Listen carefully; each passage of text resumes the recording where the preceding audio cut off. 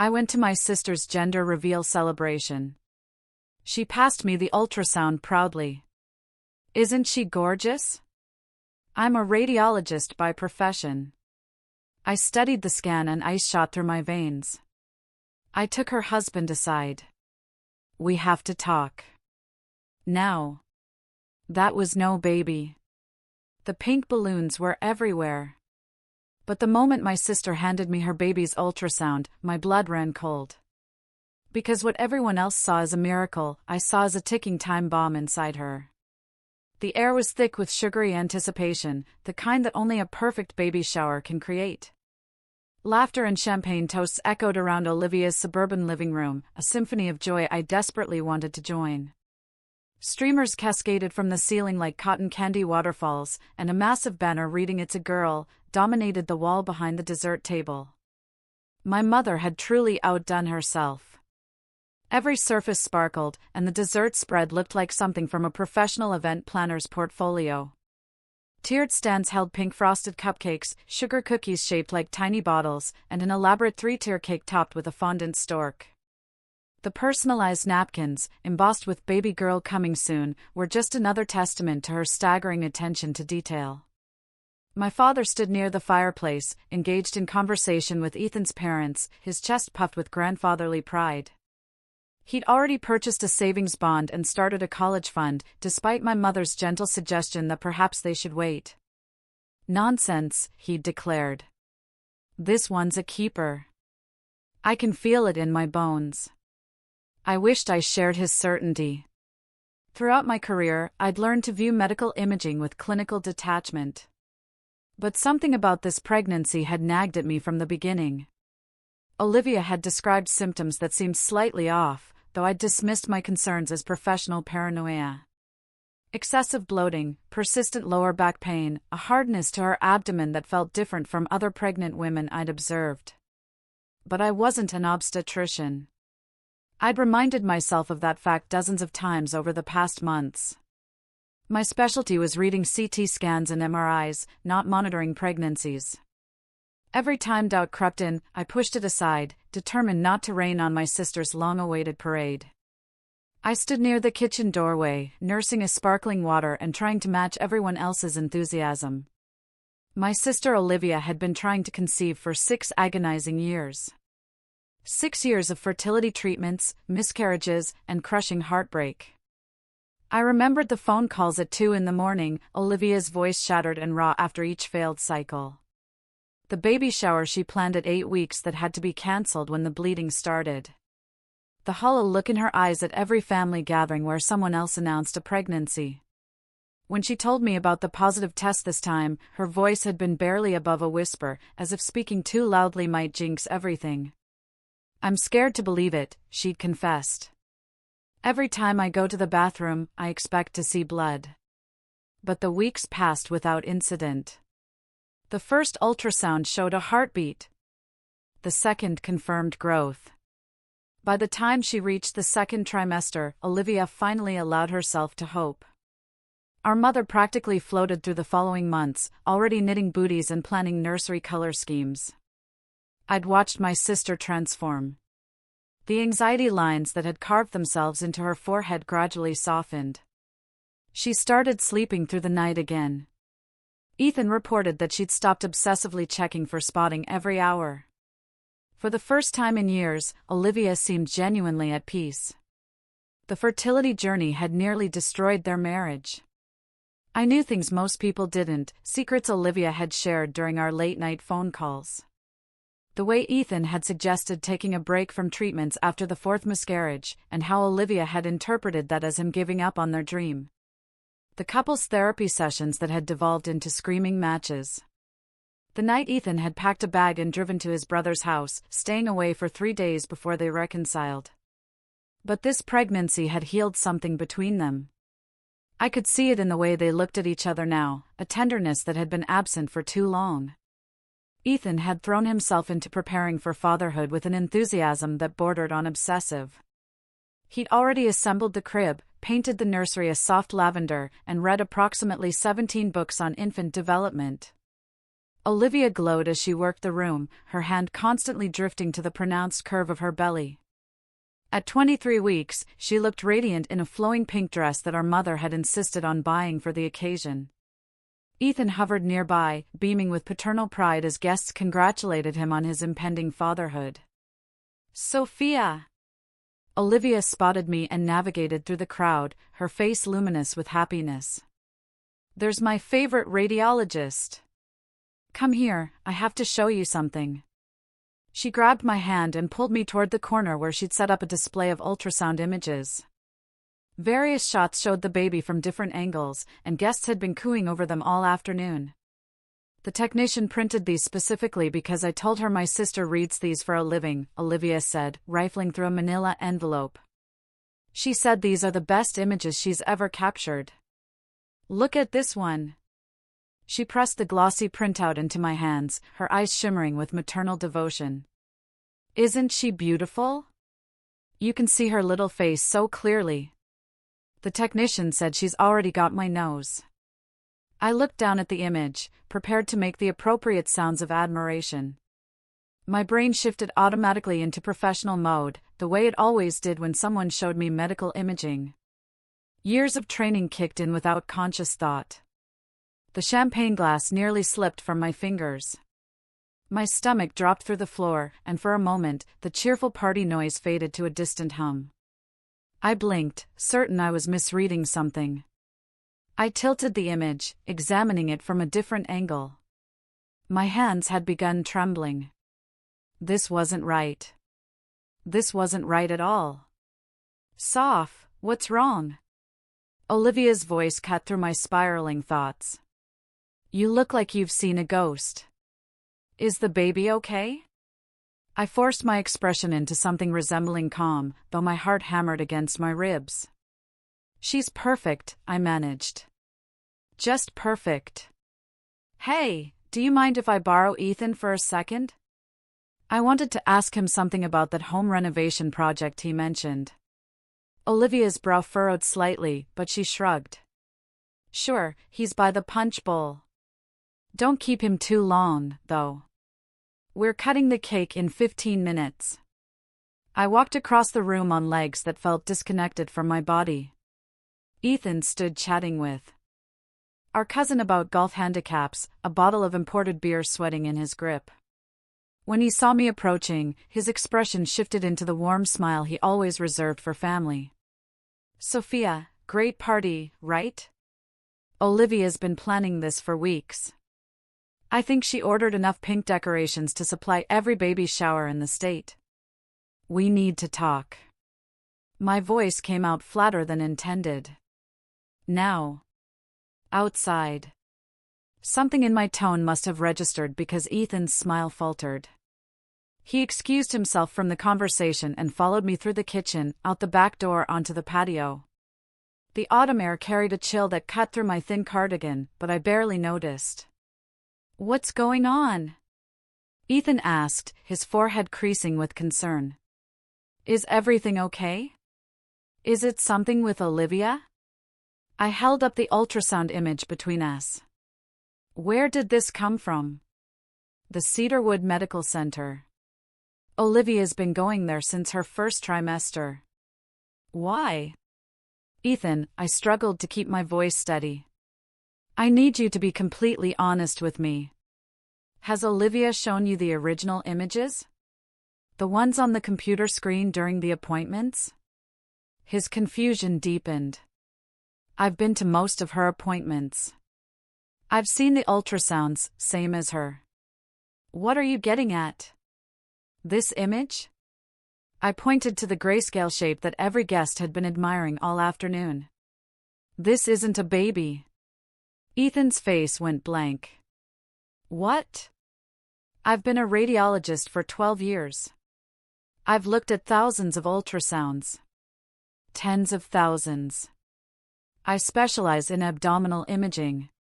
My finger traced the outline on the printout. "This mass here, what everyone thinks is a fetus, it's not. The shape is wrong. The density is wrong.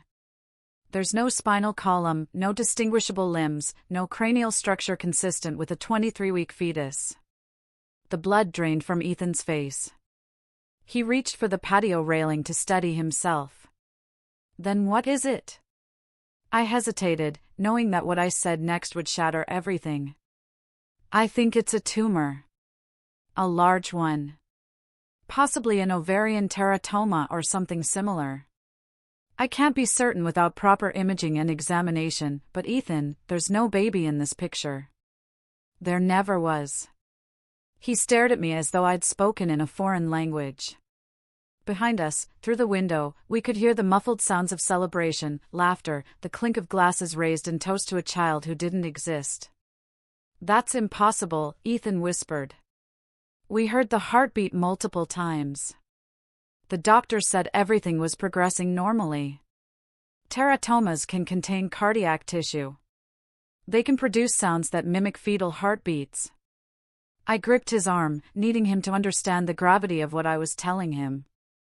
Listen to me carefully. Olivia needs to see an oncologist immediately. Tomorrow. This thing has been growing for months. If I'm right about what this is, her life could be in danger. Ethan's knees buckled. He caught himself against the railing, his breath coming in short gasps. For a long moment, neither of us spoke. Inside the house, someone clinked a knife against a glass, calling for attention. The clinic, Ethan managed, his voice strangled. They did blood tests, HCG levels. Everything came back consistent with pregnancy. Some tumors produce HCG. It's one of the things that can make them mimic pregnancy so effectively. I hated delivering this information.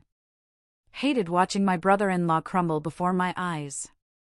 Ovarian germ cell tumors are notorious for this. They can fool blood tests, ultrasounds, even experienced clinicians. Ethan pressed the heels of his hands against his eyes. 6 years. We tried for 6 years. Olivia was finally happy.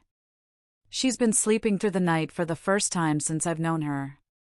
Do you understand what this is going to do to her? I understand. My throat tightened. Believe me, I would give anything to be wrong about this. What if you are wrong? A desperate hope flickered in his expression. You said yourself you're not an OB. Maybe you're misreading something. Maybe there's something about pregnancy ultrasounds that's different from what you usually see. I wished I could offer him that comfort. The certainty in my gut refused to waver. I've consulted on complicated cases throughout my career. I've seen ectopic pregnancies, molar pregnancies, and yes, masses that were initially mistaken for fetuses. The image Olivia showed me lacks fundamental structures that should be visible at 23 weeks. No vertebral column, no recognizable skull formation. The density patterns are consistent with disorganized tissue growth, not fetal development. Ethan made a sound somewhere between a laugh and a sob. She bought a car seat last week, one of those expensive ones with all the safety ratings. She spent 3 hours researching which one was safest. How do we tell her? His voice cracked. How do I walk back in there and tell my wife that the baby she's been dreaming about for 6 years doesn't exist? That she might be dying? I had no answer. In all my years of delivering difficult diagnoses, I had never faced anything like this. The cruel irony of it pressed down on me like a physical weight. Olivia had wanted a child so desperately, had suffered through so much loss and disappointment, and now the universe had constructed the most devastating deception imaginable. We need to do it privately, I said. Finally, get her away from the party. Make an excuse. We can't let her find out in front of all these people. Ethan nodded mechanically, his face ashen. We walked back through the kitchen where the caterers were arranging pink frosted cupcakes on tiered stands. My mother intercepted us before we reached the living room. There you two are. We're about to do the toast. Ethan, you need to be next to Olivia and Sophia. Honestly, would it kill you to smile? This is supposed to be a happy occasion. Mom, I said quietly. Something's come up. Ethan and I need to speak with Olivia privately for a few minutes. Absolutely not. She's about to give her speech. Whatever it is can wait. It can't wait. The firmness in my voice made my mother step back, startled. Please trust me. We need to speak with her now. Before she could argue further, I spotted Olivia across the room, surrounded by well-wishers. She caught my eye and waved me over, oblivious to the catastrophe about to descend on her carefully constructed celebration. I made my way through the crowd, Ethan following numbly behind me. Each step felt like walking through quicksand. Around us, guests laughed and chatted, unaware that the ground was about to give way beneath all of us. Olivia. I touched her elbow gently. Can we talk upstairs for a minute? There's something important I need to discuss with you. She frowned at my serious expression. Can't it wait? We're literally about to cut the cake. Please. The word came out more desperately than I intended. Just for a few minutes. Something in my face must have communicated the gravity of the situation because Olivia's smile faded. She glanced at Ethan, whose complexion had turned the color of old chalk, and then back at me. Okay, she said slowly. Let me just tell Mom to handle the cake. The three of us climbed the stairs to the master bedroom, leaving behind the cheerful noise of the party. Olivia's steps grew increasingly hesitant as we reached the landing, and by the time we entered the bedroom, her hands were visibly shaking. You're scaring me, she said, her voice small. What's going on? I closed the door behind us. The pink balloons bobbing in the corner of the room seemed suddenly obscene. Sit down, I said gently. Please. Olivia lowered herself onto the edge of the bed, her hands instinctively cradling her swollen belly. Ethan sat beside her, taking one of her hands in both of his. The tableau they made was heartbreaking, a picture of expectant parenthood that was about to be burned to ashes. I knelt in front of my sister, meeting her frightened eyes. I looked at your ultrasound, I began, choosing each word with surgical precision. The one you showed me downstairs. Is something wrong with the baby? Olivia's voice climbed toward panic. Oh God, is there something wrong with her? Olivia. I took her free hand, gripping it tightly. I don't know how to say this except directly. What I saw in that image isn't consistent with a fetus. I believe it's a mass, a tumor. I think you need to see an oncologist as soon as possible. The silence that followed was the loudest thing I've ever heard. Olivia stared at me, her face cycling through confusion, disbelief, and then a terrible understanding. Her mouth opened and closed several times without producing sound. No, she finally whispered. No, that's wrong. You're wrong. I felt her kick. Just this morning, I felt her kick. Some tumors can cause sensations that feel like fetal movement, especially teratomas, which can contain different types of tissue. Stop it. Olivia yanked her hand away from mine. Just stop. You're not an OBGYN, Sophia. You don't know what you're talking about. The doctors at the clinic have done multiple scans. They would have noticed if something was wrong. Medical errors happen, I said, fighting to keep my voice level. Especially when everyone is looking for what they expect to see. If the technicians assumed pregnancy from the start, they might have interpreted the images through that lens. I'm not saying I'm definitely right, but I am saying we need to rule this out immediately. Olivia turned to Ethan, desperation etched into every line of her face. Tell her she's wrong. Tell her she doesn't know what she's talking about. Ethan's silence said everything. The scream that tore from my sister's throat brought the entire party to a halt. Downstairs, conversation stopped mid-sentence. Someone dropped a glass. Footsteps pounded up the stairs. And within seconds, our mother was hammering on the bedroom door. Olivia, what happened? Open this door right now. What followed was the most agonizing hour of my life. Our mother burst into the room to find Olivia collapsed against Ethan, sobbing uncontrollably while I sat helplessly on the floor. The guests were sent home with vague apologies about a family emergency. Pink decorations were abandoned where they hung, monuments to a celebration that had become a wake. My father handled the exodus of guests with a stoicism that must have cost him dearly.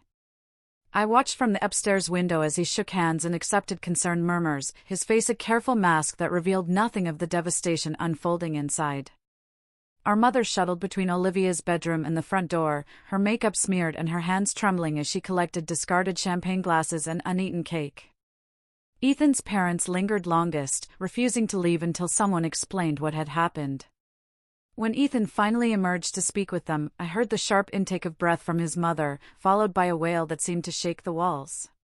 His father simply stood frozen, one hand gripping the banister, his face aging a decade in seconds. Olivia refused to eat. She refused to change out of her pink dress. She lay curled on her side, one hand still pressed against her swollen abdomen, as if refusing to acknowledge the truth might somehow change it. When I tried to sit beside her, she turned away. "Don't," she whispered. "I can't look at you right now." The words sliced through me, even though I understood their source. I retreated to the hallway where Ethan found me an hour later, slumped against the wall with my head in my hands. "She'll come around," he said, though his voice lacked conviction. "She's in shock. We all are. What if I'm wrong?" The doubt that had been circling finally landed. What if I just destroyed her life over a misread ultrasound? Ethan knelt beside me. "Then we'll deal with that, too. But you saw what you saw, Sophia. And I'd rather know the truth, whatever it is, than keep living a lie." By midnight, Olivia was in the emergency department at Capital General Hospital, where I had called ahead to my colleague in diagnostic imaging. The fluorescent lights cast everyone in sickly shades of green, and the antiseptic smell seemed to permeate everything. Olivia sat in a wheelchair, still wearing that pink dress under a hospital blanket, her eyes vacant and her hands folded in her lap like a broken doll. The on-call radiologist ran a full CT scan while I paced the waiting room, simultaneously praying I was wrong and knowing with cold certainty that I wasn't. Ethan sat motionless in one of the plastic chairs, staring at a muted television showing late-night infomercials. Neither of us had words left. My colleague, Dr. David Clark, found me in the hallway outside the imaging suite. The expression on his face confirmed everything before he spoke a single word. "You were right," he said quietly, pulling up the images on a tablet. 18 centimeter solid mass with heterogeneous density. There's what appears to be fat, cartilage, and possibly bone tissue within the structure. Classic presentation for a mature teratoma, though we won't know about malignancy until we get pathology. I studied the images, noting details I'd suspected, but couldn't have confirmed from the ultrasound alone. The mass had essentially taken over Olivia's abdominal cavity, displacing organs and creating the distended appearance that everyone had attributed to pregnancy. How was this missed? The question emerged harsher than I intended. She's been seeing her OB for months. They did multiple ultrasounds. David's expression tightened with professional discomfort. "I've looked at the reports from her prenatal visits." The technicians noted what they described as unusual fetal positioning and difficulty obtaining clear images. They chalked it up to the baby being uncooperative. He shook his head. Confirmation bias is a powerful thing. When you're expecting to see a pregnancy, your brain fills in the gaps. It happens more often than we'd like to admit. And the heartbeat? The mass appears to contain cardiac tissue. Teratomas can develop all sorts of structures, including primitive heart tissue that contracts rhythmically.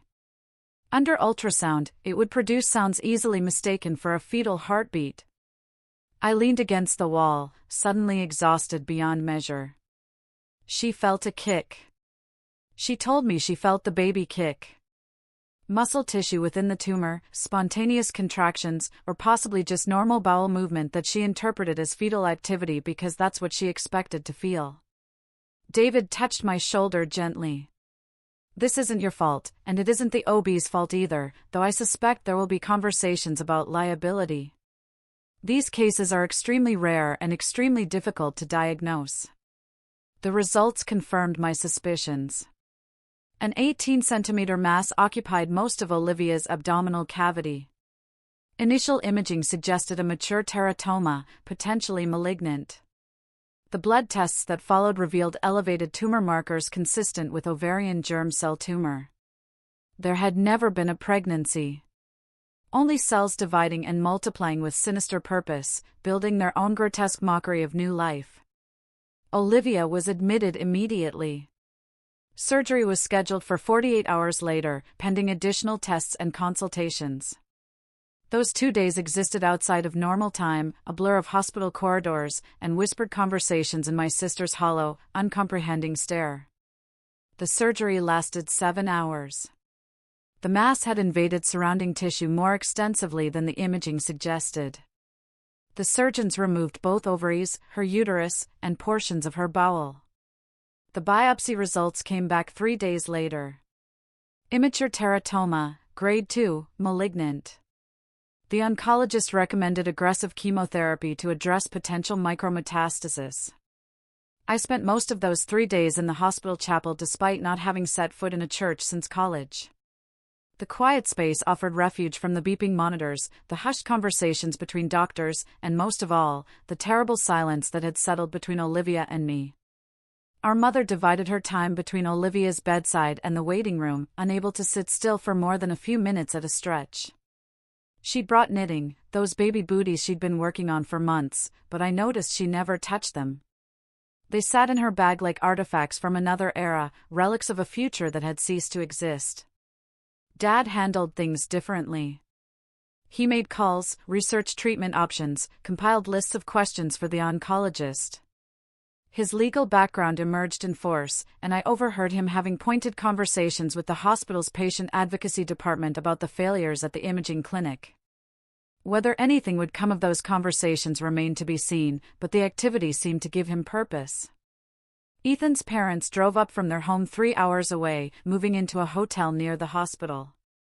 His mother took over the practical tasks that no one else had energy for, stocking Olivia's room with comfortable blankets and her favorite snacks, though Olivia barely touched any of it. His father sat vigil alongside Ethan, the two men communicating in the truncated shorthand that seemed common among male relatives during crisis.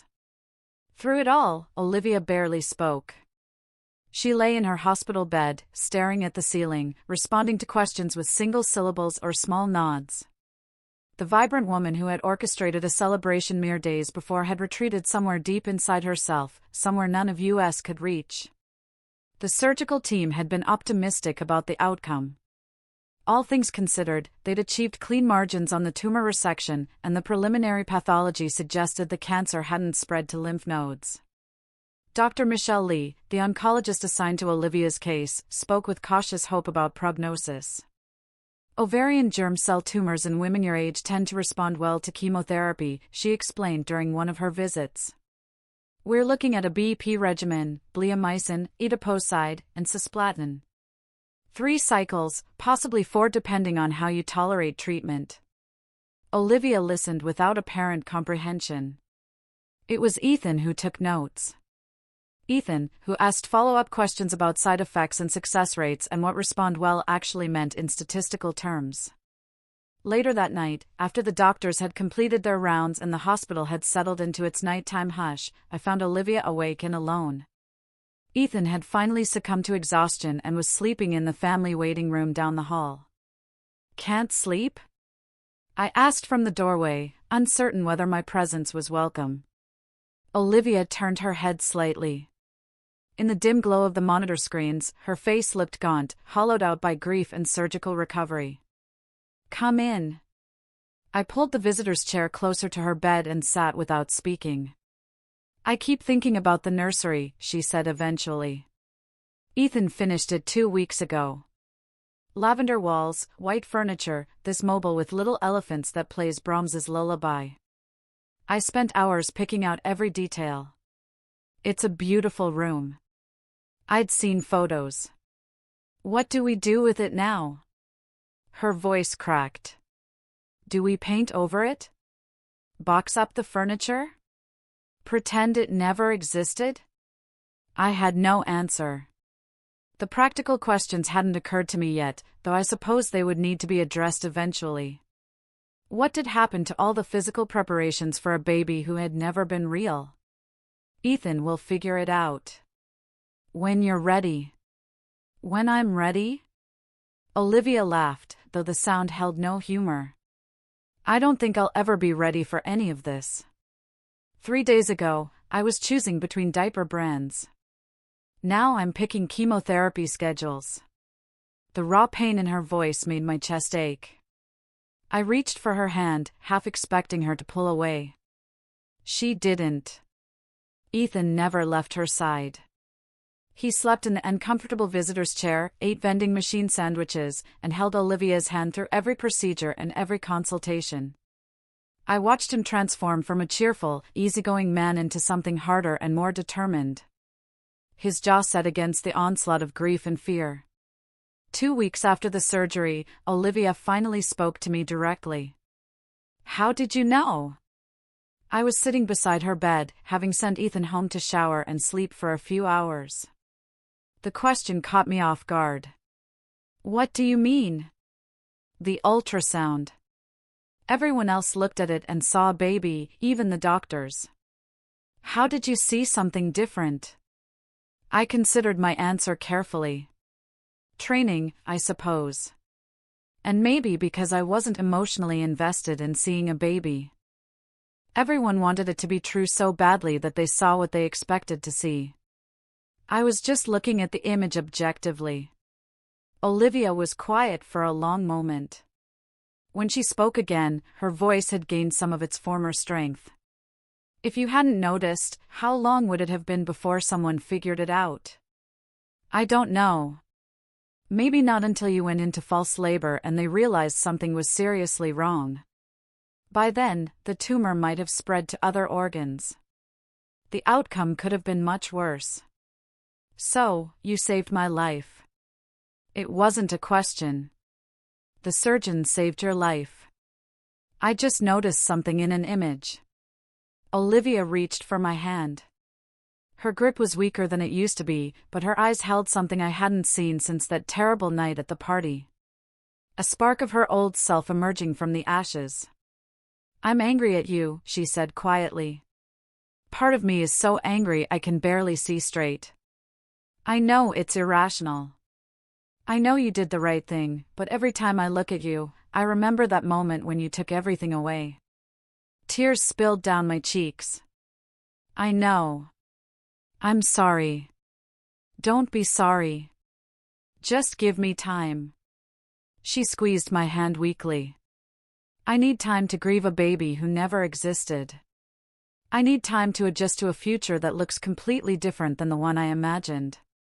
And then I need to figure out how to live in a world where my sister saved my life by breaking my heart. The chemotherapy began 3 weeks later. I drove Olivia to every appointment, sitting beside her as the drugs dripped into her veins. We didn't talk much during those sessions. Sometimes she slept. Sometimes she stared out the window at the parking lot. Occasionally, she would reach for my hand without saying anything. The infusion center became a strange sort of second home. Over the following months, I learned the names of the nurses, the location of the best vending machine, which chairs were most comfortable for the hours-long sessions. Olivia developed her own routines, specific blankets she preferred, particular playlists on her headphones, a superstition about always sitting in the third chair from the window. Other patients cycled through during our visits. An elderly man with prostate cancer who told terrible jokes that made Olivia smile despite herself. A young mother fighting breast cancer who brought her toddler sometimes, the child's laughter cutting through the institutional gloom like sunlight. A teenage boy with leukemia whose bravery put all of us to shame. Olivia connected with them in ways she couldn't seem to connect with family during that period. Perhaps it was easier to be vulnerable with strangers who understood exactly what she was experiencing. I learned to give her space for those connections, retreating to the waiting area when she needed privacy for conversations I wasn't meant to hear. The side effects hit hard after the second cycle. Olivia spent 3 days unable to keep anything down, her body rejecting even water. Ethan and I took shifts sitting with her, holding the basin, wiping her forehead with cool cloths. When the nausea finally subsided, she was too weak to walk to the bathroom unassisted. But she kept going. Every appointment, every blood draw, every scan that would determine whether the poison coursing through her veins was actually working. The determination I saw in her eyes during those months redefined everything I thought I knew about strength. Our relationship shifted during the chemotherapy period.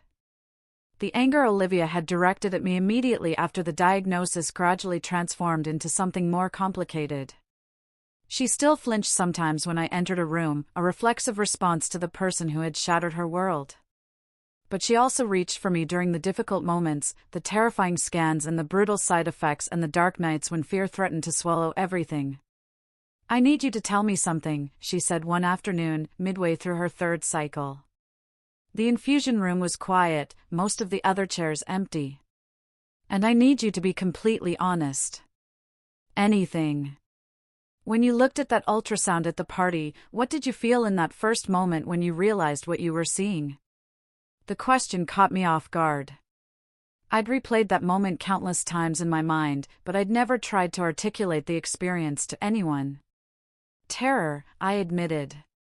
My first thought was that I must be wrong, that I was seeing something that wasn't there. Then came the certainty, which was worse.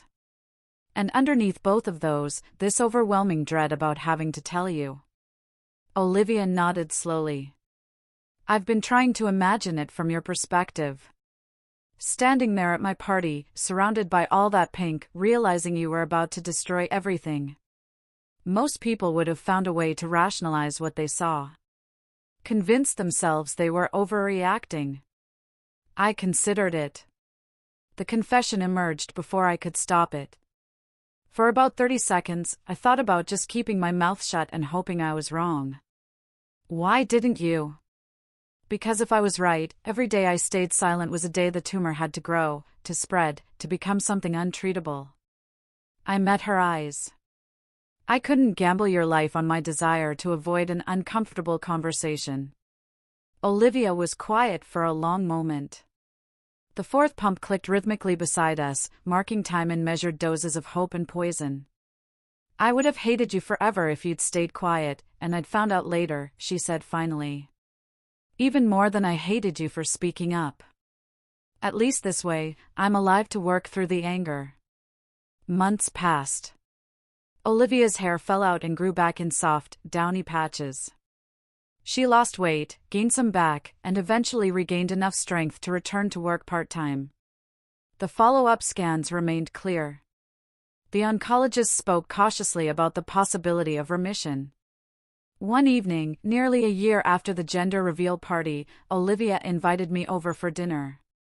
Ethan had prepared an elaborate meal, and the three of us sat around their dining table like survivors of a shipwreck, bound together by experiences we could never fully explain to anyone else. The house looked different than I remembered. The pink decorations were long gone, of course, but other changes were more subtle. New artwork on the walls, furniture rearranged. The nursery door, which I passed on my way to the bathroom, stood slightly ajar, revealing what appeared to be a home office where the crib had once stood. "We converted it last month," Ethan said, noticing my glance. Olivia decided she was ready. It was time. Olivia set down her wine glass. I couldn't keep walking past that door every day, knowing what was behind it. Some things need to be released before you can move forward. The meal Ethan prepared was surprisingly excellent. Roasted lamb with herbs from their garden and some complicated vegetable dish I couldn't quite identify. Conversation flowed more easily than I'd expected, touching on work and family news and a trip they were planning for their anniversary. I braced myself for awkwardness, for the weight of everything unspoken hanging between us. Instead, the evening felt almost normal, a family dinner like dozens we'd shared before everything changed. The only difference was a depth of understanding that hadn't existed before, a recognition of fragility that colored every interaction. "I've been thinking," Olivia said, pushing pasta around her plate, "about what comes next." Ethan and I exchanged glances, but said nothing. "The doctors say I can't carry a pregnancy anymore." Obviously, her voice was matter-of-fact, stripped of the emotion that might have colored such a statement a year earlier. "But they also say there's no reason Ethan and I couldn't pursue surrogacy or adoption. There are other ways to build a family." Something tight in my chest loosened for the first time in months. "We've started the paperwork for domestic adoption," Ethan added. "It's a long process, but we're hopeful." Olivia looked at me across the table, her expression unreadable. "I wanted you to know something. I'm not angry anymore. I spent months hating you for what you saw in that ultrasound. For being the person who had to deliver that news, for not somehow being wrong." "Olivia, you don't have to explain. Let me finish." She set down her fork. "The anger was never really about you. It was about the situation, about the unfairness of everything. You were just the easiest target because you were there at the worst moment of my life." She stood and walked around the table to where I sat. Before I could react, she pulled me into a fierce embrace. "Thank you," she whispered against my hair. "Thank you for being smart enough and brave enough to tell me the truth. I would have ended my life without you. The baby I thought I was carrying would have taken my life. And now I get to live. I get to adopt a child who needs a family. I get a future I never would have had if you'd kept quiet and let me believe the lie." I held my sister tightly, tears streaming down both our faces. Ethan quietly slipped out of the room, giving us this moment alone. "I would do it again," I said when I could speak, "even knowing how much it would hurt you. Even knowing you might never forgive me. I would always choose saving your life." "I know." Olivia pulled back to look at me, her eyes wet but clear. "That's what makes you such a pain in the butt. You're always right about the important things." We laughed then. The first real laughter we'd shared since before that horrible party. It felt like breaking through the surface after being underwater for too long. The adoption came through 18 months later. A baby girl, 3 days old, with a shock of dark hair and a surprisingly powerful grip. They named her Grace, which Olivia said was both on the nose and absolutely necessary. The process had been longer and more complicated than any of us anticipated: background checks, home studies, interviews with social workers who seemed determined to uncover every possible disqualifying factor.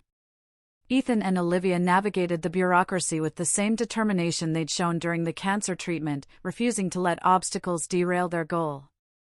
There had been disappointments along the way: a birth mother who changed her mind at the last moment, a match that fell through due to interstate complications. Each setback carved fresh wounds in the scar tissue of everything they'd already endured. But they kept going, fueled by a conviction that their daughter was out there somewhere, waiting for them. The call came on a Tuesday afternoon. Ethan phoned me from the hospital, his voice cracking with emotion. "She's here. They're placing her with us tomorrow. Can you come?" I dropped everything. Rescheduled patients, delegated responsibilities, drove 4 hours through traffic that seemed designed to test my patience. By the time I reached the hospital, my parents were already there along with Ethan's family and what seemed like half of their social circle. I was there at the hospital when they placed Grace in Olivia's arms for the first time. The expression on my sister's face was something I'll carry with me forever. Joy, gratitude, disbelief, and a fierce protectiveness that transformed her features into something almost luminous. "She's beautiful," I said, my voice thick with emotion. "She's absolutely beautiful." Olivia looked up at me, her cheeks wet with tears, and smiled. "She is, isn't she? Our little miracle."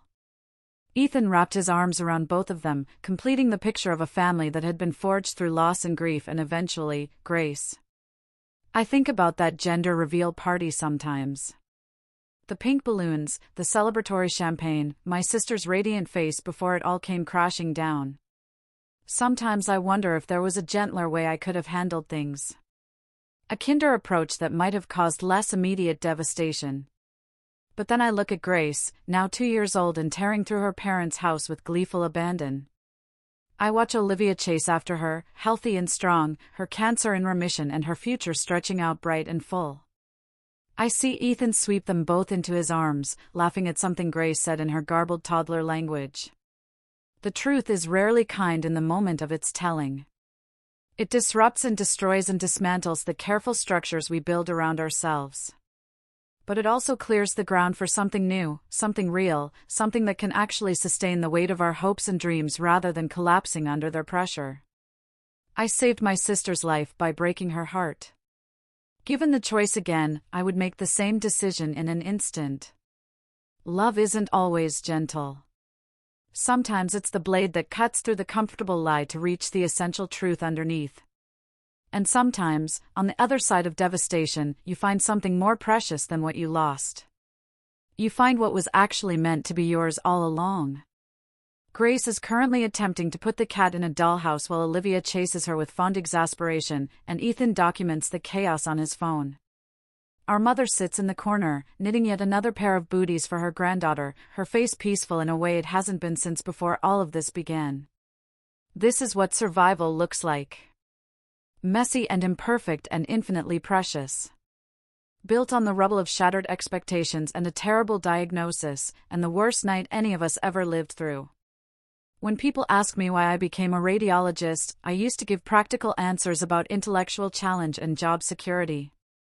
Now I tell them about the gender reveal party, about how the right training at the right moment can mean the difference between life and death.